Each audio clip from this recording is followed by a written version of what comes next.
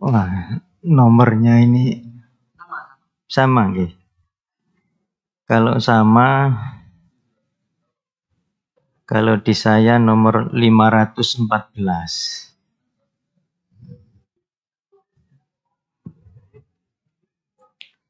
Oh, mungkin sama dengan yang di sini. Yang terjemahan nggih.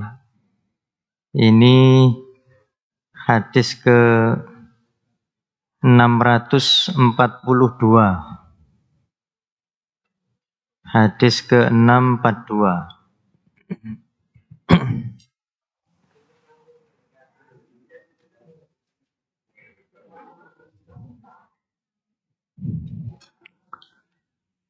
Oke, silakan dibuka bukunya. Kita sampai di hadis nomor 642. Insyaallah ditampilkan juga di layar.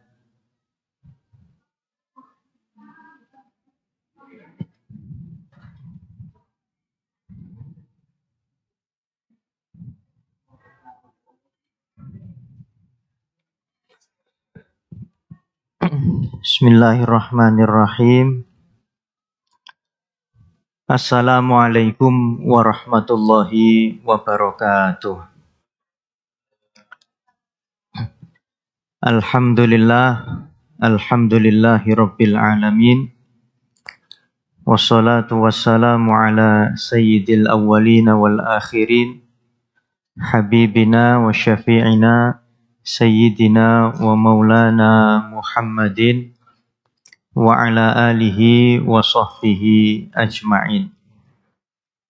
Asyhadu an la ilaha illallah wahdahu la syarikalah wa asyhadu anna Muhammadan abduhu wa rasuluh al-mab'utsu rahmatan lil alamin.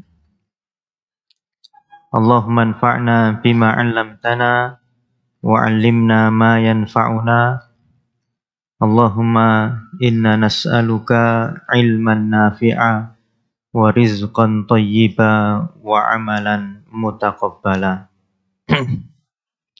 Amma ba'du, ma'asyiral muslimin, Bapak Ibu jamaah Masjid Al-Islah rahimani wa rahimakumullah. Alhamdulillah, malam hari ini kita dipertemukan kembali oleh Allah Subhanahu wa taala di masjid yang mulia ini, di waktu yang mulia, masih ada di bulan Rajab. Kita dipertemukan dalam acara yang mulia mengkaji hadis-hadis baginda Nabi kita Muhammad sallallahu alaihi wasallam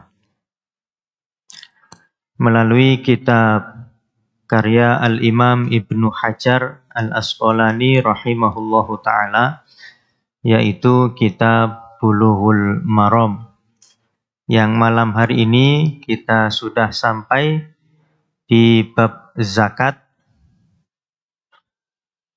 Nomor hadisnya 642. Ini tinggal sedikit lagi, tinggal 4 hadis lagi. Kitab zakat secara umum sudah kita baca. Nah, nanti selanjutnya kita bahas zakat fitrah. Yang tidak lama lagi insyaallah kita akan melaksanakan zakat fitrah.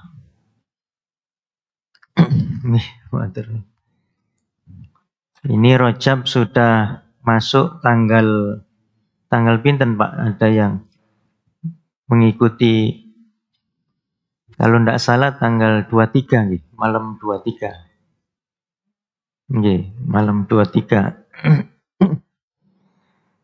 Tinggal 1 pekan lagi masuk Sya'ban. Setelah Sya'ban Ramadan. Masya Allah.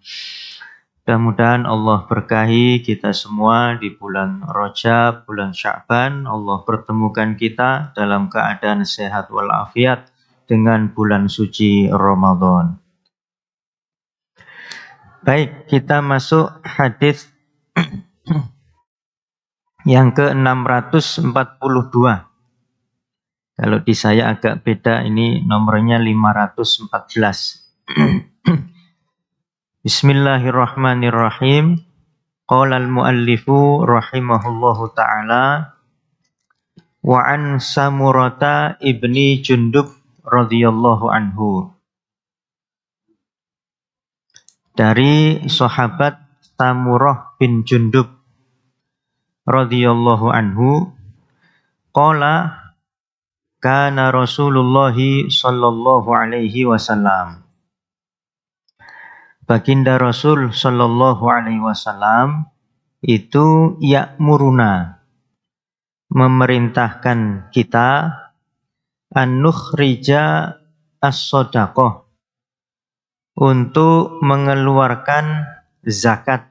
Shadaqah di sini maksudnya zakat. Minalladzina udduhu lil bai', dari barang-barang yang kita sediakan untuk diperdagangkan, diperjualbelikan. Nah, ini dalil tentang wajibnya zakat perniagaan atau perdagangan. Nah, jenengan yang pengusaha-pengusaha, jangan lupa zakatnya. Nah, tentu aturannya sama dengan yang lain, kena wajib zakat ketika sudah mencapai nisab dan haul. Haul artinya sudah 1 tahun. Nah, adapun nisabnya berapa Pak nisabnya? Nggih, ikut nisab emas, kurang lebih 85 gram. Nah, jadi misalnya ada yang usaha buka toko sepatu misalnya. Nah, buka toko sepatu bulan Rajab. Nah, maka ngitung zakatnya kapan Pak? Rajab tahun depan. Jadi 1 tahun. Nah, terus sudah kena wajib zakat atau belum, itu sudah nisab atau belum barang yang diperdagangkan tadi. Jadi misalnya tadi buka toko sepatu, maka dapat 1 tahun, coba kita hitung. Nah, sepatunya ini kalau dinilai ada berapa? Misalnya ternyata ketemu 100 juta. Yang di toko itu 100 juta sudah nisab napa belum Pak? Sudah nih. Karena ikut 85 gram emas. Emas hari ini pinten? 1.100.000 nih, Masya Allah. Ya, 90 jutaan. Kalau hari ini, tahun depan mungkin lebih. Nah, karena 100 juta jadi sudah nisab. Nah, sudah mencapai nisab. Cuma ini dinilai harga belanja nopo harga jual, Pak? Nggih, harga belanja. Nggih. Karena kalau harga jual ini kan belum didapat yang marginnya ini kan belum. Nah, jadi masih harga barangnya, harga belanjanya. Kemudian selain sepatu yang merupakan barang yang dijual, tentu yang dihitung yang dijual nggih. Etalase, gantungan enggak usah dihitung. Barang dagangannya saja. Tokonya enggak usah. Nah, khusus barang dagangan, urudut tijaroh. Barang dagangan. Kemudian hasil dari berdagang sepatu ini, Misalnya di situ ada brankas, gitu. Ada brankasnya, nah, uang hasil jualan sepatu ada 50 juta misalnya. Nah, di total 150. Kemudian ternyata ada rekening juga, rekening toko. Toko jenengan apa nama rekeningnya, Ustadz Hari? Nah, ternyata di toko 50 juta juga di rekening toko. Berarti 200 juta. Kemudian apa lagi kira-kira Pak? Nggih, yang nggih termasuk yang tadi yang di brankas, mutilasi, ada yang nyelip-nyelip nih. Yang termasuk yang dihitung itu piutang. Nah, mungkin ini tokonya besar, banyak orang ngambil di situ. Ada reseller misalnya. Nah, ambil di situ belum bayar. Nah, resellernya 10 orang baru ngambil barang kita belum bayar. Masing-masing ambil 5 jutaan lah. Jadi ada 50 juta lagi piutang. Jadi total 250. Nah, 250 juta. Lalu itu kalau tidak ada hutang. Nah, maka 250 ambil 2,5%. Tapi kalau ada hutang, maka dikurangi dengan hutang. Hutang terkait toko, bukan hutang pribadi. Saya 250 juta tapi masih banyak hutang. Hutang apa Pak? Itu tuku mobil. Nyicil itu beli rumah lagi, nyicil. Bukan itu. Hutang terkait jualan sepatu tadi. Nah, mungkin ada belanja sepatu kemarin belum lunas, masih dicicil, masih hutang. Nah, itu didahulukan, bayar dulu, ternyata hutangnya 50 juta, jadi bayarkan 50 juta, 200 juta, ini sekarang yang kita hitung. Nah, 200 juta karena sudah nisab, maka diambil untuk zakat 2,5%. Berarti kena berapa Pak? 2,5% dari 200 juta. 5 juta, 5 juta. Nah, ambil 5 juta, salurkan ke fakir miskin. Kalau ada, kalau tidak ada bisa ke mustahik yang lain. Nah, itu zakat perdagangan. Nah, kalau sepatu agak mudah mungkin ngitungnya. Yang susah ini yang toko kelontong, banyak yang macamnya agak repot ngitungnya. Nah, itu toko material, ini kan jenisnya banyak macam-macam. Nah, itu zakat tijaroh, zakat perdagangan. Dan ini luar biasa, di dalam Al-Quran itu dipuji oleh Allah. Para pedagang itu dipuji oleh Allah. Nah, pengusaha pedagang yang tetap ingat sholat dan menunaikan zakat. Itu hebat. Nah, di surat An-Nur ayat 73, A'udzubillahi minasyaitonirrajim. Rijalun la tulhihim tijaratun wala bai'un an dzikrillah wa iqamis shalah wa ita'iz zakat. Masyaallah. Orang-orang yang tidak dilalaikan oleh perniagaannya dan oleh jual belinya an dzikrillah, dari ingat Allah. Nah, ini pedagang hebat, pengusaha hebat. Jual beli, berdagang, tapi selalu ingat Allah. Makanya dia dagang jujur. Dia usaha tidak mau culas, tidak mau nipu. Karena ingat Allah. Wa iqamis sholah, tidak lupa mengerjakan sholat. Wa ita'iz zakah, dan tidak lupa menunaikan zakat perdagangannya. Wah, ini dipuji oleh Allah. Ini pedagang yang hebat, ini pedagang yang baik. Wa iqamis sholah, tidak lupa sholat. Nah, ini ngecek ke kita masing-masing.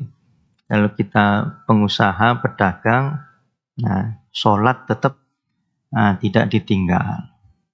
Mau rapat perusahaan, sholat, waktunya sholat ya sholat. Hebat. Mau jualan online misalnya, meskipun lagi rame, kalau azan waktunya sholat ya sudah, izin off dulu, nah nanti on lagi, melayani pelanggan lagi. Nah, para pengusaha-pengusaha yang tidak lupa sholat ini luar biasa. Wa ita'iz zakah, dan tidak lupa menunaikan zakatnya. Nah, baik, rawahu Abu Dawud, hadisnya riwayat Imam Abu Dawud. Nah, sebelum ke hadis berikutnya, ini zakat perniagaan, cuma satu hadis dikutip oleh Imam Ibnu Hajar di sini. Sebelum ke hadis berikutnya, di sini ada keterangan. Hadis ini menunjukkan wujubuz zakah fil ladzi yu'addu lil bai', yakni urud at-tijarah.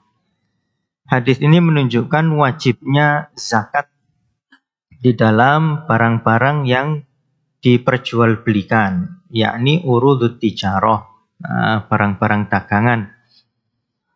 Ajma'a ahlul ilmi anna fil urudi zakatun. Semua ulama sepakat bahwa barang dagangan itu dizakati. Nah, tadi tentunya syaratnya yang pasti sudah mencapai nisab, kemudian sudah berdagang selama 1 tahun. Nah, di sini mungkin banyak pengusaha-pengusaha, jangan lupa zakatnya, Pak. Kalau pengusaha kecil mungkin gorengan kira-kira bisa sampai nisab mboten, Pak? Gorengan kan laris itu, Pak. Kecil tapi banyak. Bisa jadi nggih. Ada yang mencapai nisab. Tapi mungkin rata-rata enggak sampai.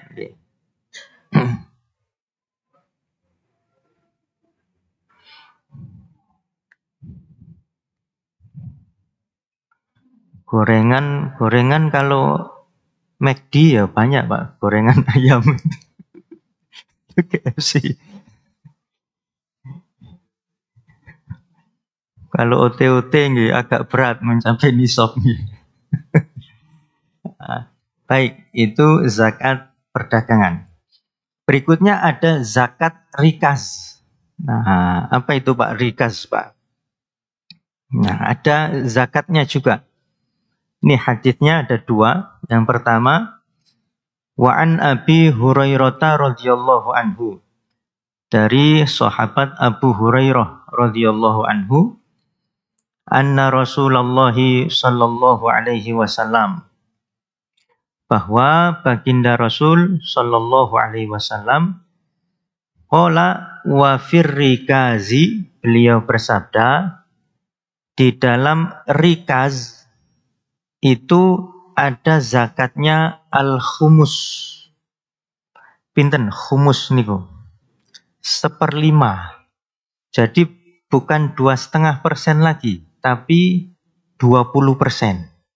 Nah, ini zakat untuk rikaz. Apa itu rikaz? Nah, rikaz itu barang temuan yang di dalam tanah. Nah, kalau di kita dinamakan harta karun. Harta karun. Saking banyaknya nggih, hartanya korun ditenggelamkan oleh Allah kan. Orangnya sama harta-hartanya. Nah, ditenggelamkan, maka kemudian orang kalau nemu harta di dalam tanah dinamakan hartanya korun. Nah,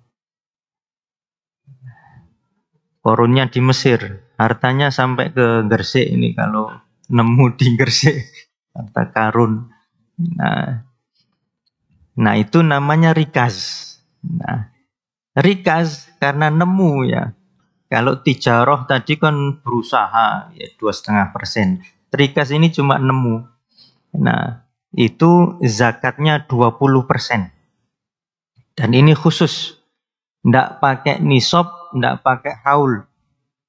Jadi kapan nemu harta karun, nah maka berapapun yang ditemukan dikeluarkan 1/5 atau 20%. Nah, nggak pakai nunggu haul ya saat itu. Nah, misalkan gali-gali nopo, atau sekarang ada yang hobi nggih, hobi nyari harta karun, kemana-mana bawa alat ke hutan-hutan. Terus kalau ada itu harta karunnya, alatnya bunyi, tut tut tut. Nah,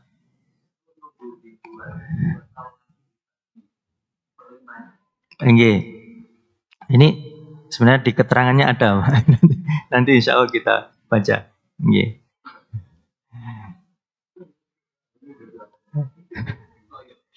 Oke. Jadi misalnya ke hutan misalnya. Jangan di rumah orang Pak, ini tuh. Di tanah mati, di hutan, tidak ada penghuni. Ternyata bunyi begitu digali, ada peti misalnya. Kayak di film-film nih Pak. Ternyata dibuka petinya, ada mahkota misalnya. Mahkota raja zaman dulu. Wah. Nah, maka dikeluarkan zakatnya 1/5. Nah, bagaimana caranya? Ada tiga cara. Nah, di sini disebutkan. Jadi yang pertama mungkin ada kalung, ada cincin, macam-macam di dalam peti itu, maka ditimbang. Misalnya ternyata 10 kilo. Maka diambil berapa kilo, Pak? 20%-nya, pinten? 2 kilo. 2 kilo. Diambil 2 kilo. Nah, 2 kilo ini dizakatkan. Nah, saya juga mau, Pak. 2 kilo. Nah, 4 bagian lagi jadi milik penemu harta karun itu. Nah, ini cara yang pertama. Cara yang kedua itu dijual. Nah, dijual laku berapa? Misalnya laku 10 miliar. Karena ini emas satu peti. Nah, 10 miliar. Maka 8 miliar masuk kantong penemu, 2 miliarnya zakat. Nah, atau yang ketiga, eman. Kalau dizakati pakai ini. Misalnya ini yang ditemukan mahkotanya Prabu Brawijaya misalnya. Ini kalau dijual eman, disimpan, saya simpan sendiri saja. Ini kalau dijual bisa berapa miliar ini. Ya sudah, ini simpan. Nah, saya ambilkan 20% dari kantong saya sendiri. Saya zakatkan. Nah, itu pilihannya. Nah, mana yang lebih nyaman? Ada yang lebih butuh uangnya, ada yang lebih butuh barangnya, dan seterusnya, itu bisa dilakukan. Nah, itu rikaz. Cuma masalahnya kalau sekarang kira-kira bisa enggak kita miliki sendiri? Diserahkan pemerintah. Enggak tahu ke cagar budaya atau apa. Nah, kalau misalnya diambil oleh pemerintah, ini soalnya barang bersejarah, misalnya tadi mahkotanya Raja Majapahit. Nah, ini selain barangnya itu emas, juga nilai sejarahnya luar biasa, nggak bisa dihargai. Nah, maka diserahkan ke pemerintah. Oleh pemerintah kita dikasih apresiasi, uang apresiasi. Nah, piagam.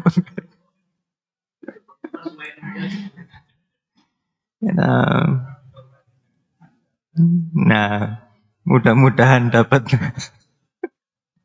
Misalnya dikasih apresiasi 100 juta misalnya.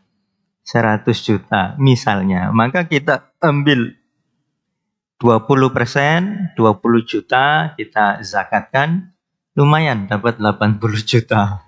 Kalau apresiasinya 100, diapresiasi ucapan terima kasih sama piagam. Gitu.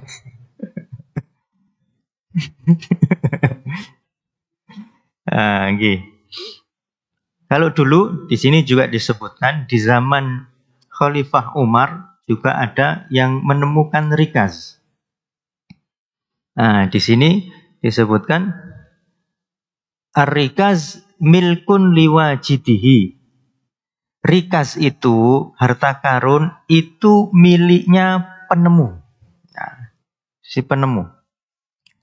Nah, di masa Khalifah Umar bin Khattab, juga di masa Khalifah Ali radhiyallahu anhum ajma'in. Nah, fa innahuma dafa'a baqiyar rikaz liwajidihi. Khalifah Umar maupun Khalifah Ali ketika dilapori ada orang nemu rikaz, harta karun, yang diambil itu jatah zakatnya saja. Didistribusikan oleh pemerintah, zakatnya. Adapun sisanya yang 4 bagian lagi untuk penemu. Nah, aslinya begitu yang terjadi di zaman Khalifah Umar. Nah, di sini dikatakan laisa lahu nisab.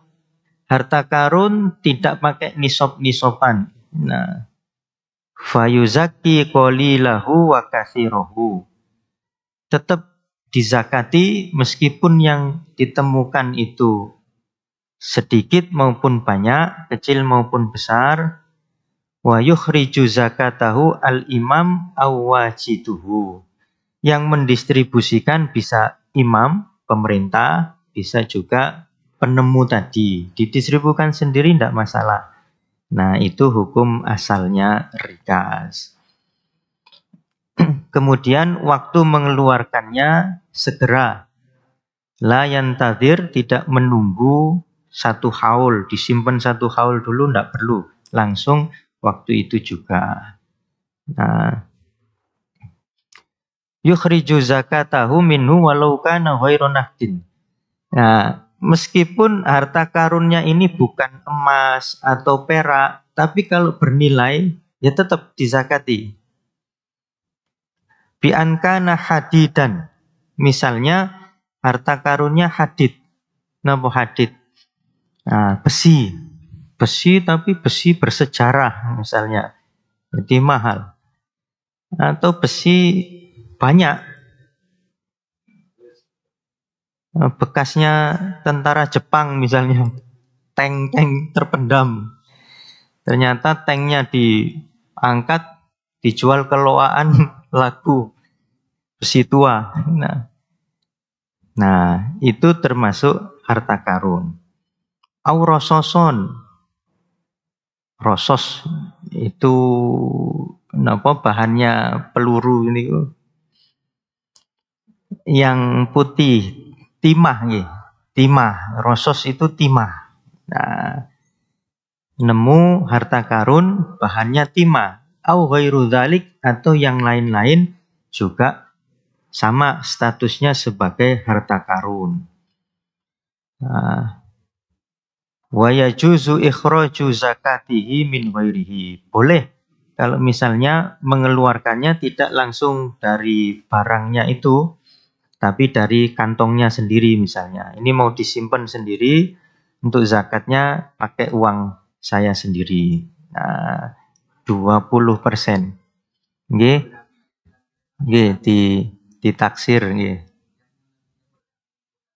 Nggih, yang tahu harganya. Mungkin ditanya ke pegadaian. Nah, pegadaian. Atau kalau besi tua bisa ditanya. Nggih. Nggih. ditaksir harganya orang yang tahu harga. Nah, kemudian diambil 1/5-nya untuk zakat.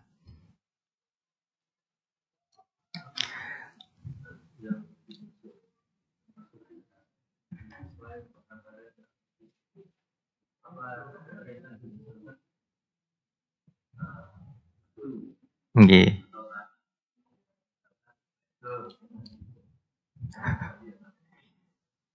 Nggih. Nanti ada di hadis berikutnya, ada rikaz, ada ma'din. Ada harta karun, ada barang tambang. Nah, ini.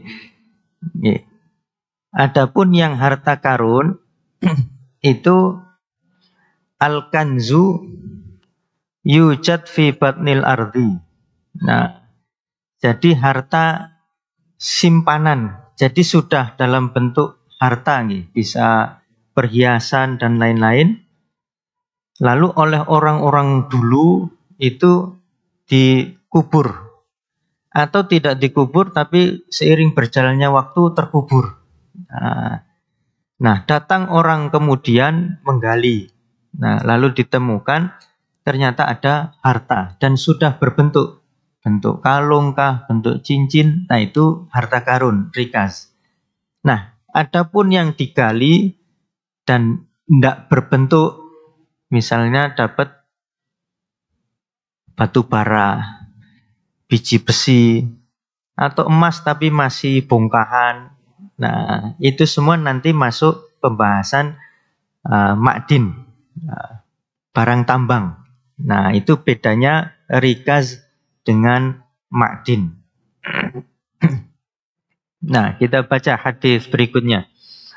Hadis tadi muttafaqun alaih, sahih Bukhari Muslim. Wa an Amr ibni Syu'aib an abihi an jaddihi radhiyallahu anhu. Anna Rasulullah sallallahu alaihi wasallam qala fi kanzin. Rasulullah itu pernah bersabda tentang kanzun, harta simpanan, wajadahu rajulun, yang ditemukan oleh seseorang fi khoribah, di bangunan runtuh bekas zaman dulu. Nah, mungkin jenengan lagi kemana gitu, jelajah ke hutan, ada bangunan zaman Belanda misalnya, iseng-iseng masuk. Nah, kata Nabi, kalau ditemukan di situ ada harta karun, nah lihat dulu. In wajadtahu fi qaryatin maskunah, jika menemukannya di perkampungan yang hidup, yang masih ada penghuninya, fa'arifhu, maka umumkan. Nah, jangan langsung diambil, siapa tahu punya tetangga di situ. Nah, memang ini lokasinya sudah bekas mungkin ratusan tahun yang lalu, tapi dekat situ ada kampung. Nah, maka diumumkan dulu, mungkin disampaikan ke Pak Lurahnya atau siapa yang berwenang. Nah, untuk disampaikan ke warga. Barangkali ada yang sengaja nyimpen di situ. Nah, diumumkan dulu. Kalau ternyata tidak ada yang merasa memiliki, nah baru boleh diambil. Wa in wajadtahu fi qaryatin ghairi maskuna, kalau memang ditemukan di kampung mati, kampung yang sudah tidak berpenghuni, sudah ditinggal warga ratusan tahun yang lalu, sekarang tinggal bekas-bekas puing-puing bangunan. Ternyata begitu main-main ke situ, iseng-iseng bongkar-bongkar, ada harta karunnya. Nah, fafihi, maka diumumkan ke siapa? Enggak ada orang di situ. Nah, maka dia berhak memilikinya, dan di dalam harta karun itu ada khumus, kewajiban zakat 20% atau 1/5. Nah, ambil 1/5-nya, bagikan ke orang yang berhak menerima, sisanya 80%, nah, jadi milik penemu harta karun tersebut. Nah, itu harta karun.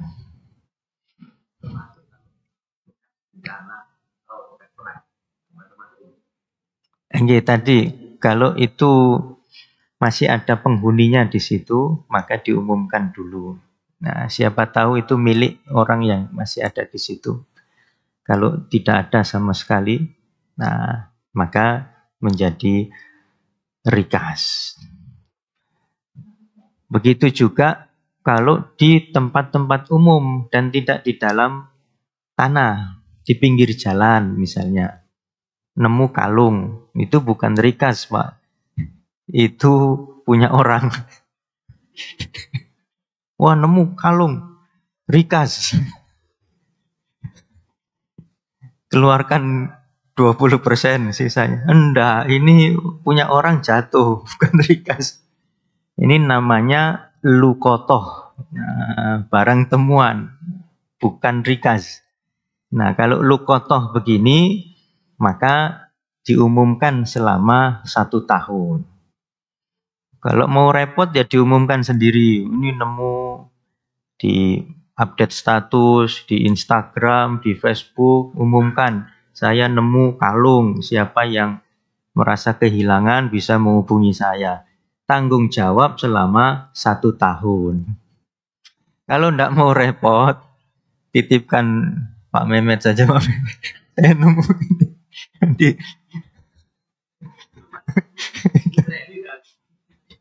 nah, karena itu hanya punya orang jatuh. Lalu kita kebetulan yang menemukan. Tanggung jawab mengumumkan selama 1 tahun. Kalau tidak mau ya kasih ke security di situ, barangkali ada security, atau ke kepolisian kalau nilainya cukup lumayan.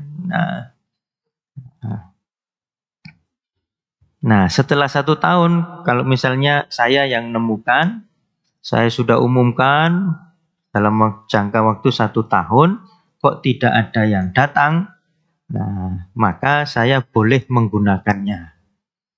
Nah, setahun dulu Pak pengumuman, baru boleh menggunakan. Itu pun tetap bertanggung jawab kalau orangnya suatu saat datang. Sudah dipakai, orangnya datang. Nah, karena bagaimanapun itu bukan miliknya. Cuma boleh menggunakan setelah berlangsung 1 tahun. Nah, ternyata habis itu baru datang orangnya. Nah, sudah dipakai habis orangnya datang. Minta, ya sudah kita kembalikan. Kebetulan tidak ada uang kita. Kita yang susah akhirnya. Nah, baik. Nah, itu lukoto beda lagi. Itu sudah jelas, ini barang baru, orang jatuh. Nah, barangnya kita temukan. Nah, beda dengan rikas. Kalau rikas sudah terpendam ratusan tahun yang lalu kita temukan. Dan di situ tidak ada orang yang tinggal di dekat situ. Baik, itu rikas. Sekarang kita masuk, masuk makdin atau tambang.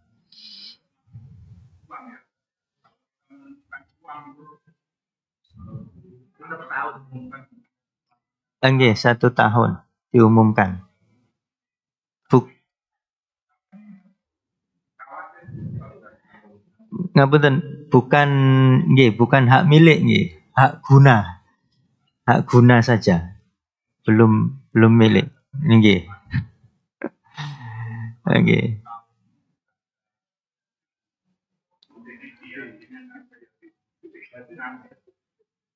Nggih.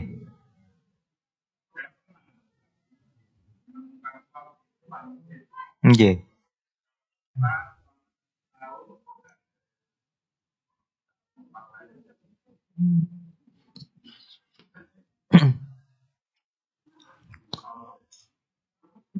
Nggih, cuma nanti kalau misalnya orangnya datang, ya jenengan ganti. Nggih, nggih. Jadi supaya kita tidak menggunakan itu saja, kita infakkan saja dulu. Nggih.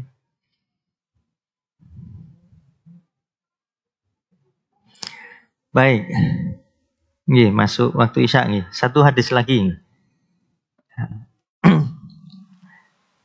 Ini tentang zakat tambang. Wa an Bilal ibnil Harith radhiyallahu anhu anna Rasulullah sallallahu alaihi wasallam, bahwa baginda Rasul sallallahu alaihi wasallam akhadha minal ma'adin al-qabaliyah as-sadaqah. Beliau mengambil atau menarik dari tambang-tambang di Qobaliyah, daerah Qobaliyah itu beliau menarik zakatnya. Nah, barang-barang tambang itu ada zakatnya.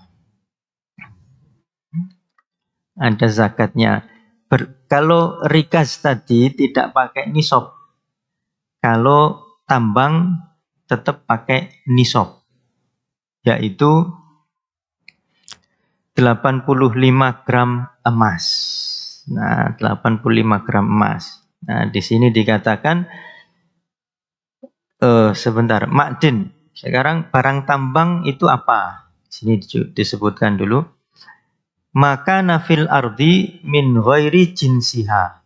Yang ditemukan di dalam tanah yang bukan jenis tanah. Nah, jadi panjenengan tadi tanah, jadi itu bukan barang tambang. Tapi yang bukan unsur tanahnya, ada di sini disebutkan kadzahab. Ternyata ada emas. Emas yang belum berbentuk, masih dari alam. Kalau sudah berbentuk, disimpan orang zaman dulu namanya rikas. Kalau masih bongkahan, nah masuk tambang. Nah, wal fiddah bisa juga perak, wal hadid bisa juga besi, wal bitrul, napa bitrul? Minyak mentah. Nah, itu masuk tambang semua, ma'adin. Wa ghairu dzalik, dan lain-lain. Nah, dan lain-lain ini kalau diteruskan bisa napa mawon, Pak? Batu bara, apalagi mboten kalau akhir. Nikel, ada gas dan lain-lain. Nah, barang-barang tambang.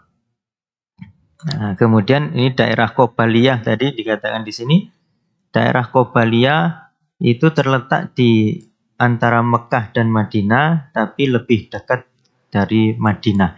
Jadi pertambangan itu sudah ada zaman Nabi. Orang nambang, nyari emas, nyari apa, sudah ada. Nah, kemudian dikatakan di sini, hadis ini menunjukkan bahwa ada zakat di dalam barang tambang yang itu tidak wajib kecuali sampai nisab. Nah, nisabnya sama, yaitu isyrina mithqalan, 20 dinar atau setara 85 gram emas. Jadi nambang dapat emas 100 gram misalnya, itu 1 kilo, Masya Allah. Ya, maka kena zakat. Nambang dapat emas kecil-kecil cuma 5 gram misalnya, nah belum wajib zakat. Atau nemu yang lain tapi senilai 85 gram emas. Nemu batu bara tapi senilai 85 gram emas lebih. Nah, maka wajib zakat sama, yaitu 2,5%. Nah, minadz zahab au min fiddah, atau yang qimati dzalik, seharga itu.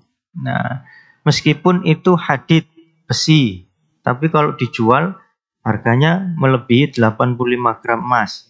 An-nuhas, nuhas itu tembaga, ar-rosos timah, wal balur. Napa yang dipakai cincin tapi yang besar niku kristal. Nah, itu disebutkan juga di sini. Wal aki. Nah, itu ada aki.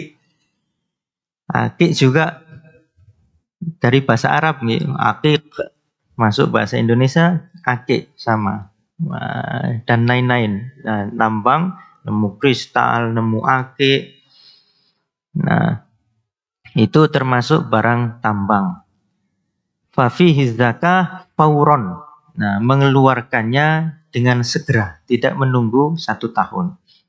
Jadi ada nisabnya 85 gram emas minimal, kemudian segera ditunaikan. Nah, kemudian ada diskusi para ulama. Apa tuh semua hasil tambang itu dizakati? Nah, di sini dikatakan Zahabal Malikiyah wa Syafi'iyah. Mazhab Maliki dan Syafi'i berpendapat makdin itu zahab wal fiddah, hanya emas dan perak saja yang dizakati. Kalau yang ditemukan itu emas atau perak, nah kita bahas zakat tambang. Tapi kalau ditemukan bukan itu, maka tidak masuk zakat tambang. Ini mazhab Syafi'i dan Maliki. Adapun dua mazhab berikutnya, mazhab Hanafi dan Hambali, makdin itu ya bukan cuma emas perak, kullu mutawallidin minal ard, semua yang hasil di dalam tanah itu yang ghairi jinsiyah, yang bukan tanah. Laisa nabatan, juga bukan tanaman. Kalau tanaman ada zakat pertanian. Nah, sawaun kana, baik itu jarian yang cair, kan nifat, seperti minyak mentah.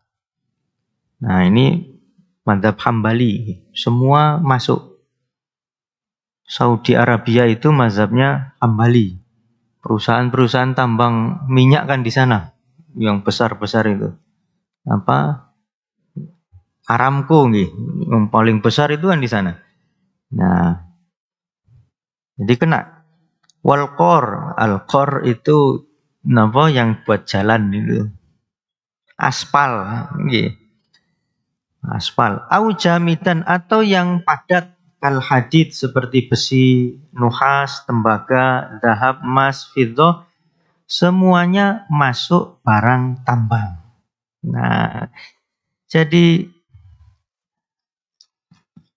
bukan hanya yang tambang emas, bukan freeport mawon, tapi juga yang selain tambang emas. Misalnya apa, Pak? Nggih? Nggih, batu bara, gas juga. Nah, nikel.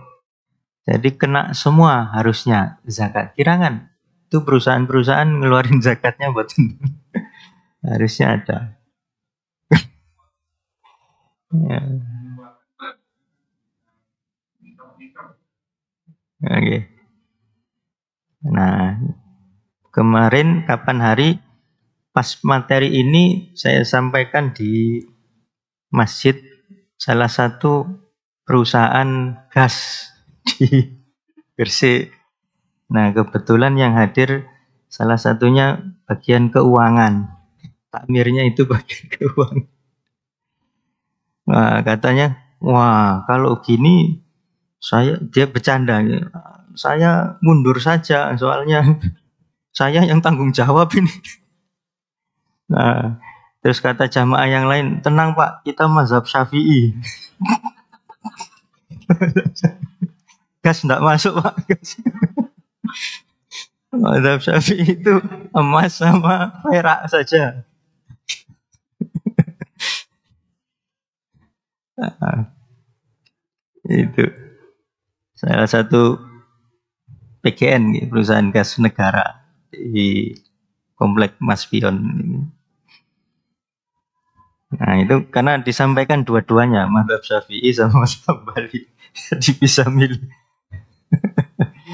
Oke, Masya Allah banyak sekali tambang di negara kita besar-besar, raksasa, ada Freeport, ada Antam, Pertamina dan lain-lain. Kalau mazhab Hambali, Pertamina masuk. Nikel itu Vale, Vale Indonesia itu kan perusahaan raksasa. Nah, dan lain-lain. Nah, itu aturannya dalam Islam, barang tambang itu ada zakatnya. Wallahu a'lam bishawab. Alhamdulillah. Nah, sudah kita baca semua hadisnya. Insyaallah di pertemuan berikutnya masuk bab zakat fitrah. Yeah.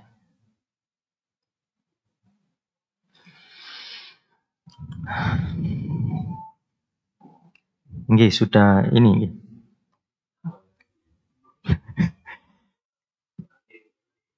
Nggih.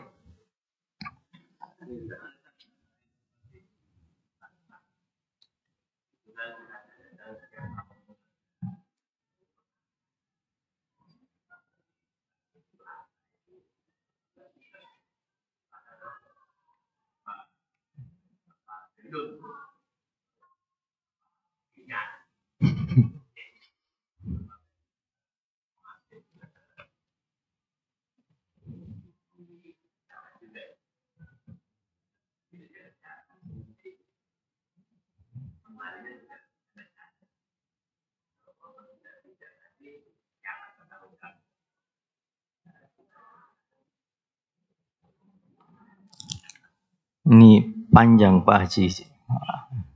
Dari awal sudah panjang bahasannya. Masya Allah. Ini nanti dibahas dulu ini bank konvensional, apa bank syariah. Kalau bank konvensional sudah kita berlepas diri.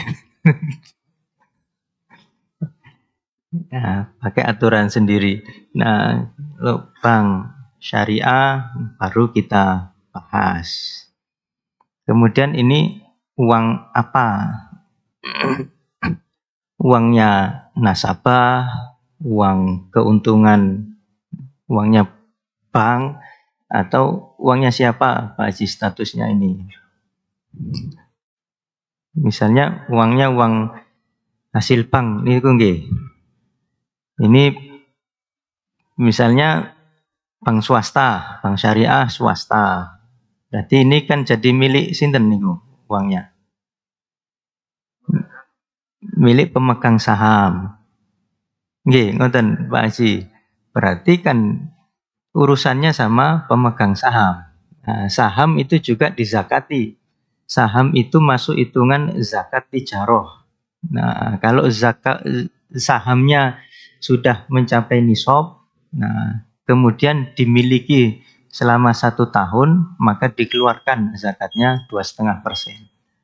Nah, itu kalau uangnya pemegang saham. Nah, zakat saham itu sama hitungannya dengan zakat tijaroh. Nah, baik, ini sudah diperingatkan lagi.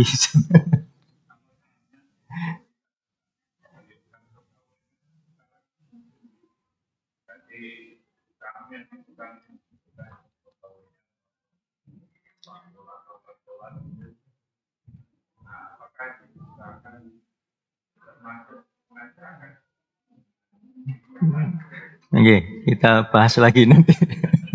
Sudah. Insyaallah. Baik, wallahu a'lam bishawab. Alhamdulillah, kita tutup dengan doa kafaratul majlis. Subhanakallahumma bihamdika asyhadu an la ilaha illa anta astaghfiruka wa atubu ilaik. Jazakumullahu khairan wa sallallahu ala sayyidina Muhammadin wa ala alihi wa sahbihi ajma'in. Wassalamualaikum warahmatullahi wabarakatuh.